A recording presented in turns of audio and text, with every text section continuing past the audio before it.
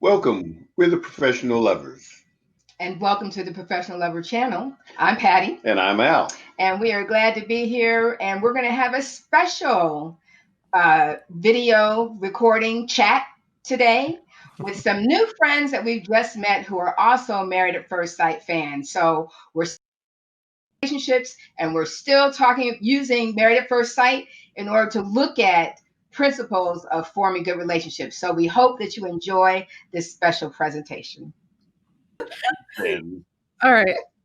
So Jacob and Haley. So Jacob is 38 and Haley is 28. So we have a big age difference, right?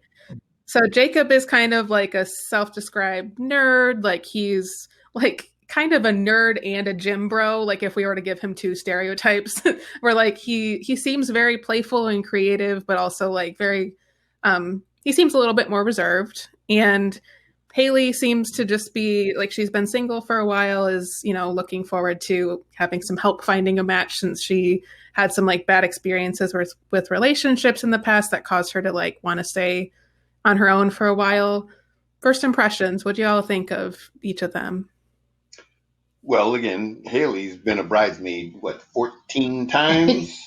So I can imagine her feeling a certain type of pressure. But her as an individual, I looked at her as being a certain matured element that I thought she brought that did not indicate her being 28. You know, and again, that's just my observation. But on the flip side, Jacob, at the age of 38, my question was the fact that he appeared to be a gamer. And that in itself was like, really? Okay, that's interesting. I mean, and there's nothing wrong with it. I'm not saying there's anything wrong with it, but to me, to find yourself in a particular situation, when you minimize your environment, it seems that you lessen the broadening of your perspectives and, you know, going out and seeing people and, you know, engagement, you know. So that was a little interesting to me, to be, you know, approaching 40 and you're like twiddling your thumbs. That's just my perspective. He did describe himself as a hermit, which means that he does spend a lot of time with his dogs and himself on his beach. Yeah. In front of his pool. He got his backyard. With his man cave. I know. at almost 40. If she moves in there, I have a feeling they're going to have to change a lot of things. Like you're not, you know, the pool, the backyard, awesome. I have a feeling she's going to want to limit the man cave size, and yeah, it happens to all of us. And then when you look at her, having been single for 7 years, a bridesmaid 14 times, she described herself as, I do what I want, when I want. I have some walls up. I do think they're ready to come down, but she had walls up. I got a little sense of she's been as self-absorbed because, you know, when you are single and you are older, you get set in your ways. I get to do what I want when I want. I remember having that feeling. I mean, when we met, we were both in our 30s. So, you know, I was single a long time too. And I understand what that feels like, where you don't have to answer anybody. You don't have to include anybody. You don't have to think about anybody. You go where you want. You buy what you want. You do what you want. And unless you're really ready to negotiate that difference and compromise that you have to negotiate if you do get married, you know, then we will see what the maturity level really is. And really for both of them, because they have been doing their own thing, their own way for a long time. And it's going to require, as Agu said, change. And that was one thing. So in seasons past, Ashley has brought to my attention, like someone thinking about fitting into their lifestyle versus like accommodating lifestyles. Or creating a new lifestyle. Yeah. And that's something that I was a little worried about with Haley, because through the reasons she described wanting a partner and how a partner is going to fit with her, that's what I heard. I heard her saying, like, someone to bring with me, someone to do these things with me, and someone to come along. And I didn't hear as much accommodating and bringing together as I would have liked to hear. And I'm wondering if that's going to play a part. I mean, I think, Jacob is very accommodating. He's been thinking more about, like, what is it that I want in a partner and, like, how I can be for a partner.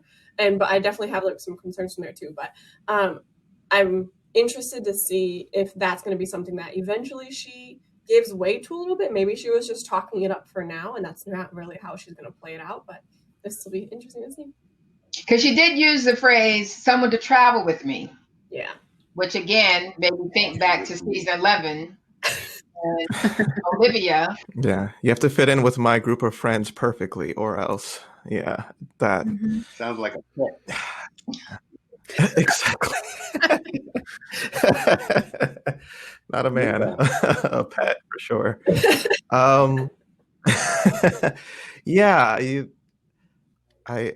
I felt very similar in terms of them together.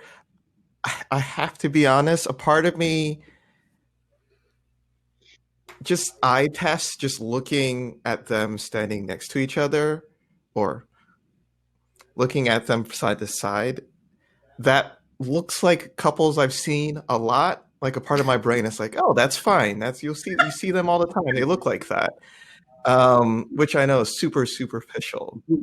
So no insight there, just going off of the eye test. But the fact that his diet is so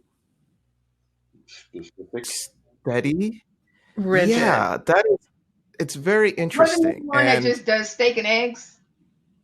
Steak and eggs. Yeah. Steak and eggs for multiple years. And it seems like he was in the bodybuilding, or still is in the bodybuilding world. So that's a lot of discipline, a lot of pushing yourself. So I could see, it's funny when they mention that he's an IT. I see a lot of him in some of the people that I work with. It's just that level of, oh, I don't like mowing the yard, so I'm just going to put a beach back there. Like, problem solving on everything. Like, it's, oh, I feel like it's just me in the house, I will get 3 dogs. Like, it's like a certain level of problem solving where there's a little less nuance. It's a little bit more black and white. And I think that might be their situation. I'm getting elements of that. That being said, I do think he seems like he's in the mindset of, let's make this work. And I think sometimes that is very, very helpful in something like this. So I could see, let's say she is a little bit more set in her ways and just takes a little bit more time to open up and change her lifestyle. I could see him hanging in there for the journey. He kind of mentioned, he's like, yeah, I want to be in a relationship by 40, Like, it sounds like he's going to try his best to make this work. Problem is, it might not be the right relationship and you're trying to make it work, but he's going to try his best. So it seems that he's had a slightly longer journey, and in that life experience, you become a little more patient, with certain things, and understanding that in a relationship there's give and take, and he may have a little more willingness than she may have at 28. So yeah, definitely. The age difference is quite a bit, though. So I'm with everyone on the hesitation there. My parents had an age difference of 10 years. So, I know that it can work from firsthand experience. But you have to make an effort. Like, it's different generations. So that's going to be a factor. But weirdly, I think I feel more confident about them than some of the other couples that we have this season. So, Ashley, what do you think? I heard that. Yeah. I like that you brought up Patty and Elle, the Henry and or not Henry and Olivia. I keep saying them together as if they're dating now, and they're not. Olivia and Brett is what I meant to say.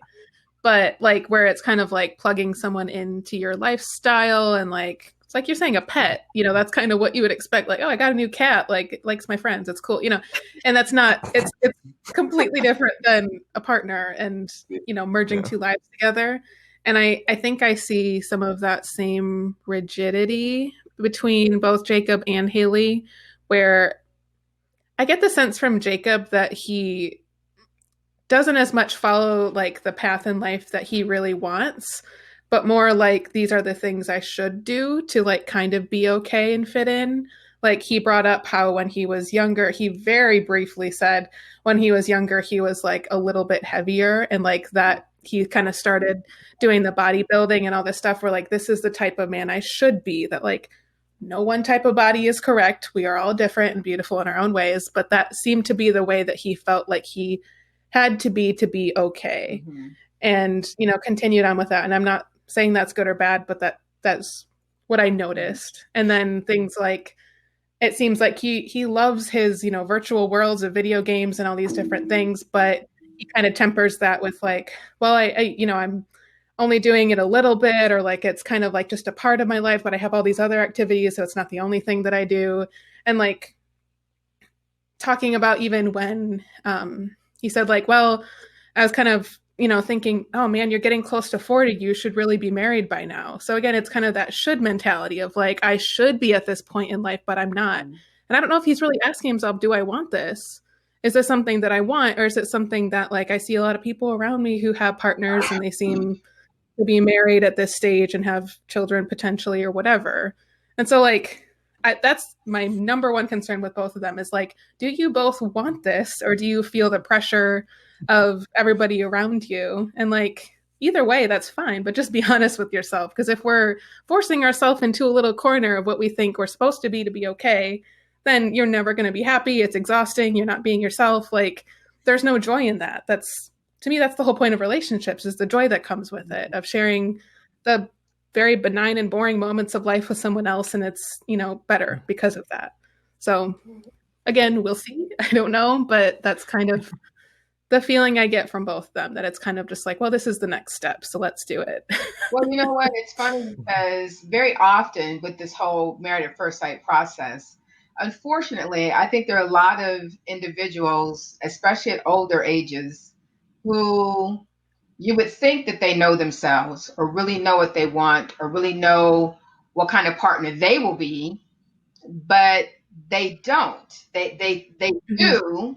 Then they get into this kind of a format, right, of arranged marriage, and then they discover, oh, that's not really what I want, or oh, that's not really who I am, or and of course it leads to the divorce if they don't want to step outside of that for real. And that's the other downside of this, is that I think there are a lot of people, as you were saying, Ashley, who think they know themselves, who think they know what kind of partner they want. They say that, they probably really believe it at that time when they're talking. And then when they get that kind of person, it's like, oh yeah, no, I don't really want that. Mm-hmm. Or that didn't actually look the way I thought it was going to look, or it didn't play out the way I thought it was going to play out. And yeah, I don't want that. One thing that I noticed too with them though, is that for a lot of couples on the shows, we see something that helps them bond together and something that helps form that connection right away. Some it could be childhood upbringing, some it could be parents' divorce, some it could be, lifestyle choices. And for them, they both are drawing to, oh my gosh, I want that partner, and I want to be happy with someone, and I want to be married. And I think that'll help them like bond together and come together, because they're going to really empathize with one another for it.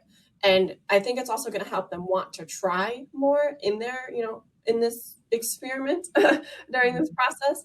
And I mean, it could lead to some red flags later down the road if they like, all right, now everything becomes a little comfortable after, like, it's not new anymore.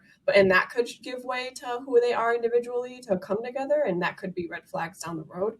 But I definitely think for like wanting to come together, that's really going to help them try to form a stronger connection. One other quick thing I noticed actually while we were talking about them is the fact that she's been in so many weddings. She has a large friend group, I would assume, and is very social. I just being in that many weddings, you have to know a lot of people. While you mentioned he seems to be a bit more hermit and closed in socially, I wonder now that we're talking about this, like he's going to have to go to these weddings with her if they stay together. Like everybody's married by now. Going to all the baby's first birthdays. Hopefully that's like everybody in the group. There's no more weddings to go to. That's fair. Everyone in Atlanta is married now. That's fair. But you're right. That could also become an issue. If one person is very social and the other one is not, there again, that could become, a point of negotiation and compromise. Do you think that's going to be something then with like their visual representation of each other? Because I think sometimes it's one thing when you get together in like your room by yourself, like you and your partner, but then it's another thing when you're with your friends. And if one person really cares about how you perceived by their friends and how you interact with their friends by this like level of expectation they have for you, do you think that could become an issue for them then? If she's like, hey, you're, now have to be up to my friend's standard, basically. Well, as a person who is equally introverted and extroverted, but my main go-to is being introverted, as in I'm a homebody. I like being at home. I sometimes have to force myself to go out, whereas Al is very extroverted, very social. His preference would be out there, and my preference would be in here. Okay. That's how we are too. Yeah. So, but when I am around people or I am out there, you would not know that I'm an introvert. Let's just put it that way. You wouldn't know that because I know how to interact with people and I know how to be social. So I'm saying that to say that, while Jacob describes himself as a hermit-like person, we don't know yet what he's like on the outside. So it could be that when he gets around Haley's friends, whatever, that he will be able to be social and not come off as being, awkwardly dorky, the way he also describes himself as being a little dorky, that it won't be an awkward thing, that, so that will play itself out, too. Yeah. As a self-proclaimed introvert, like I felt everything you just said. I think there's this misconception that like introversion and extroversion has some correlation with social skills. And I think it's more about like what kind of recharges you. Right. Where like if you're extroverted, being around other people, that kind of that's the right energy for you. Right. If you're introverted, you can be in that energy, but not as long. And you need to have some time to yourself to kind of get back up again, Right. Yeah. So it's like, it's all of that balance. And for me, like the context of social situations totally depends. Like sometimes I could do like certain types of situations for a long period of time. Others it's just harder. Like I make myself do it, but I don't like it, Right. And so I think with him too, it's a little hard to tell. I think specifically for someone who identifies as a homebody in a pandemic who lives alone, it's like, yeah, you're going to be alone a lot right now. Like he's clearly like made a lot of effort to like make his home comfortable and like fun, right. But he might not be able to socialize right now because it's not, super safe. So it's hard to tell exactly what that is there, just given all the other factors. But yeah. I was also concerned about like with friends, sometimes it's hard to like think, what is it that I want? Like who is a partner that I'm with and who I want to be with? And sometimes friends, if especially like you rely on a lot on your friend group for opinions, it could be, and there's a lot of, if it's at least 14 best friends, to be like, I don't like him. He needs to be more like this. And, or she could be like, hey, I have all these friends, but like, I'm still going to be who I want to be with, et cetera, et cetera.